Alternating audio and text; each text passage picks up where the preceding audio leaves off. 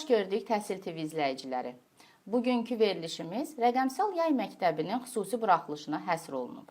Rəqəmsal Yay Məktəbi nədir və bizi bu xüsusi buraxılışlarda nələr gözləyir? İstəyərdim bir kiçik məlumatı diqqətinizə çatdırım. Rəqəmsal Yay Məktəbi, rəqəmsal məktəb platformasında olan şagirdlər və müəllimlər üçün təşkil olunan proqramdır və yay tətili müddətində müəllimlər və şagirdlər həftədə bir dəfə olmaqla bu görüşlərə qatılaraq müəyyən bilikləri, bacarıqları formalaşdırırlar.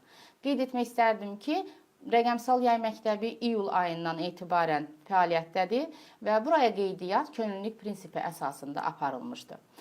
Bugünkü buraxılışımızda biz Rəqəmsal Yay Məktəbi çərçivəsində keçirilən görüşlərin kiçik video izahları ilə olmaqla müəllimlərimizin təqdimatını izləyəcəyik.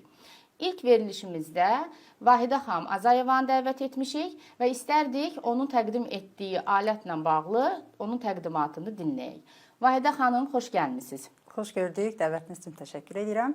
İstəyərdik sizi tanıyaq, özünüzü təqdim edərdiniz. Mən Azayeva Vahidə, Bakı şəhəri 137 saylı orta məktəbin ibtidai sinif müəllimiyəm. Xoş oldu sizi tanımaq Vahidə xanım. Bildiyim qədərilə siz Rəqəmsal Yay Məktəbinin webinarlarında iştirak edirsiniz və müəllimlər üçün olan süni intellekt alətlərini təqdim edirsiniz.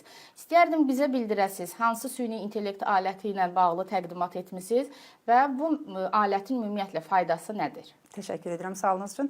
Bugün müəllimlərimizin ən yaxın rəqəmsal köməkçisi ola biləcək bir alətdən, Microsoft Copilot-dan danışacağıq. Copilot sadəcə bir texnologiya deyil, müəllimlərin rəqəmsal köməkçisidir, rəqəmsal həmkarıdır deyə bilərik. Ümumiyyətlə, necə müəllimlərin hansı işini asanlaşdırır? Bu alətin funksiyası nədir? Bu barədə bizə zəhmət olmasa məlumat verərdiniz. Hər bir müəllim növbəti günün dərslərinə hazırlaşmaq üçün saatlarla vaxt sərf edir. İcmalın hazırlanması, iş vərəqlərinin, təqdimatların hazırlanması və s. Bu da müəllimin fiziki olaraq yorulmasına və növbəti günə hazırlaşarkən enerji sərf etməsinə, ailə və istirahət üçün ayırdığı zamanın sərf olunmasına səbəb olur. Copilot isə bu yükü əhəmiyyətli dərəcədə azaldır. O, saniyələr ərzində bizə dərs planı hazırlamağa, iş vərəqlərinin, diferensial tapşırıqların hazırlanmasına, hətta belə deyək, müəyyən materialı biz ona təqdim etməklə hesabatların, təhlillərin hesabatını hazırlamaqda belə bizə kömək edə bilir. Qeyd elədiyiniz dərs planlarını hazırlayır. Ümumiyyətlə, dərs planlarının hazırlanması zamanı müəllimlər nələrə daha çox diqqət yetirməlidirlər? Çünki bildiyim qədərilə süni intellekt alətinin düzgün istifadəsi faydalı ola bilər də. Yəni, istəyərdim bu barədə müəllimlərə tövsiyələrinizi verərdiniz. Haqlısınız.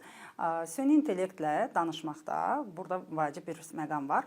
Düzgün promptların verilməyi. Yəni, biz ona müraciət edərkən, mənə müəyyən mövzu, tutaq ki, hər hansı bir mövzu deyirəm, mənə həmin mövzuda tapşırıq hazırla və yaxud da icmal hazırla desək, o bizə ümumi bir material, ümumi bir plan hazırlayıb verəcək. Ancaq biz ona tam hədəf, doğru istiqamətlə müraciət etsək, burada əsas məqam nədir? Biz məsələn, sinifimizi, fənnimizi, seçdiyimiz alt standartı, mövzuları adını qeyd etməklə kifayətlənmirik. Eyni zamanda əgər icmalımızda maraqlı cəlb etmək istəyiriksə, refleksiyanın qurulmasını, hətta 45 dəqiqəlik dərs ərzində istifadə edəcəyimiz fəaliyyəti belə bizə təqdim etməsini istəməklə istədiyimiz peşəkar bir icmalı əldə edə bilərik. Onda belə başa düşürəm ki, biz promptda sinifimizi, məqsədimizi, dərsin müddətini və bizə ehtiyac olduğumuz məlumatları əlavə etməklə düzgün strukturlaşmış dərs planını əldə edə bilərik. Hətta biz ona sadəcə standartı versək, heç standartın açılışını verməsək belə, rəqəmlərlə olan standartı təqdim etsək, o bizə həmin standartın açılışını və həmin standartdan çıxan məqsədi belə bizə təqdim edə bilir. Bəs biz orada tapşırıqlar, ümumiyyətlə qiymətləndirmə meyarları kimi resurs əldə edə bilərikmi? Bəli.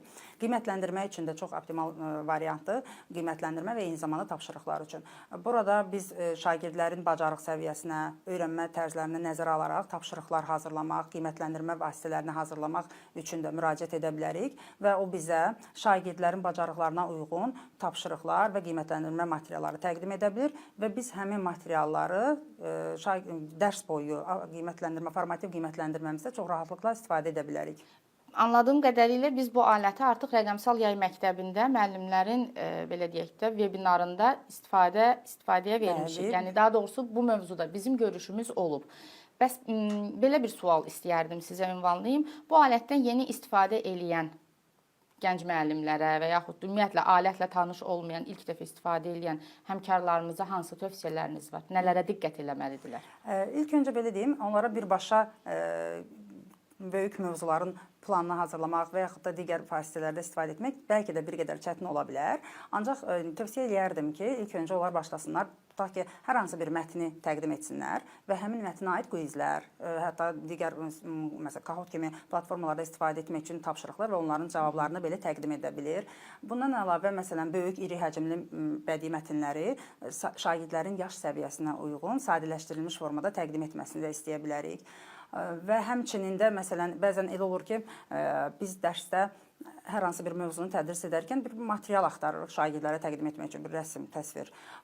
Bunu internetdə araşdırarkən əldə edə bilmirik. Ancaq biz bunu Copilot-a müraciət etməklə, eləcə də digər süni intellekt alətlərinə biz həmin anda saniyələr ərzində tutaq ki, ona belə bir prompt verirəm, deyirəm ki, mənə kosmosda əlində kitab olan bir şagird təsviri yarat və o saniyələr ərzində bu təsviri mənə təqdim edir. Çox rəngli və maraqlı bir, unikal bir vasitə əldə edirəm. Bunu dərslərdə rahat şəkildə istifadə edə bilərlər. Vahidə xanım, mən belə bir sual maraqlandırır.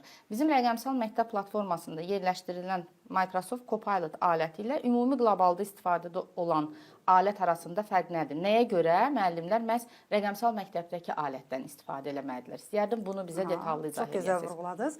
Rəqəmsal məktəb platformasındakı Copilot birbaşa milli kurikuluma bağlı olduğu üçün dərs zamanı istifadə edərkən bizə daha keyfiyyətli və tədrisimizə uyğun materiallar və vəsaitlər təqdim edə bilir. Yəni bizim əldə edəcəyimiz resurslar sırf metodiki vəsaitlərə əsaslanır. Bəli, birbaşa onlarla əlaqəlidir. Ona görə bayaq vurğuladım ki, biz ona sadəcə standartın rəqəmlərini belə versək, o bizə həm həmin standartın açılışını, həm də məqsədini təqdim edə bilir. Çox gözəl. Yəni düşünürəm ki, bu müəllimlər üçün də daha sərfəlidir ki, müəllimlər metodik vəsaitlərdə vaxtını itirmədən Copilotdan rahat istifadə edə bilərlər. Bəs ümumiyyətlə alətdən istifadə ilə bağlı hansı etik prinsiplərə əsaslanan qaydalarımız var? Yəni müəllimlər burada nələrə diqqət eləməlidir? Əvvəlcə onu deyim ki, ümumiyyətlə burada vacib şərt promptun düzgün verilməsidir ki, biz prompt verərkən bayaq da qeyd etdiyimiz kimi konkret və düzgün hədəfə yönəlmiş prompt olmalıdır və təkmilləşdirmək kimi bir funksiyası var həmin alətləri, süni intellekt alətlərinin və burada ən vacib məqam etik yanaşmadır. Biz süni intellektə sadəcə əmr şəklində mənə bunu hazırla deməyib, xahiş edirəm, zəhmət olmasa kimi etik ifadələrlə müraciət etsək, bu zaman bizə Copilot daha keyfiyyətli və tam düzgün istiqamətlənmiş material təqdim edəcək. Ümumiyyətlə, həm də belə deyək, bunu şagirdlərə aşılayarkən də həm etik davranış qaydasını, həm də etik davranış mədəniyyətini öyrətmiş oluruq. Salamlaşmağa ehtiyac var yəni? Salamlaşmağa yox, ancaq mən bunu vurğulayım ki, mən hər dəfə material təqdim etdikdən sonra bəyənmə işarəsini tıklayıram və hətta ona təşəkkürümü belə yazıram. Oldu, çox sağ olun. Dəvətimizi qəbul edib gəldiyiniz üçün, həm də rəqəmsal yay məktəbindəki fəaliyyətinizlə bağlı, yəni bu mövzulara daha dərindən toxunduğunuz üçün təşəkkürümü bildirirəm və uğurlar arzu edirəm sizə. Dəyərli izləyicilər, bugünkü xüsusi buraxılışımızda rəqəmsal məktəbdə yer alan Microsoft Copilot alətinin istifadəsinə dair təlimatı həm dinlədiniz, həm izlədiniz. Ümid edirəm ki, müəllimlər üçün faydası böyük olacaqdır. Növbəti görüşlərdə görüşənə qədər sağ olun.